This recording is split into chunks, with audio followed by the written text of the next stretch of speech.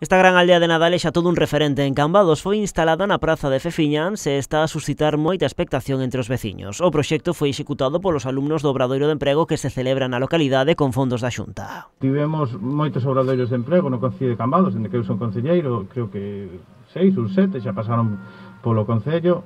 Sinto-me orgulloso de decirvos que foi o mellor obradoiro de emprego que tivemos dende que eu son concelleiro.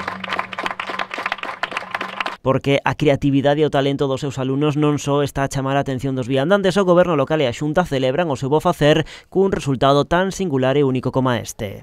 Quero darvos a noraboa, porque este é o vosso traballo, que moita xente di felicidades ao Concello, non, felicidades ao Obradoiro de Emprego 2020 que fixo este traballo.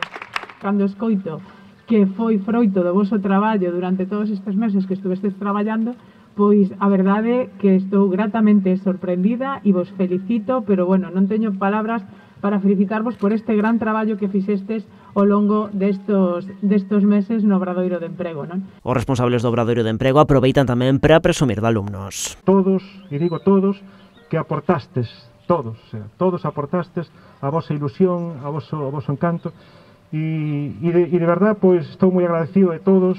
O outro día que fixemos aquí o encendido do alumbrado público, isto estaba espectacular, dicen, pero virá aquí o rei emérito, o quen virá aquí, oxe. Iso si, no tempo que durou a formación, o alumnado non só aportou esta aldea de Nadal, a localidade beneficiouse de outras moitas actuacións impulsadas dende o Obradoiro. Fixemos recuperación do río Umia, arreglamos os parques infantiles,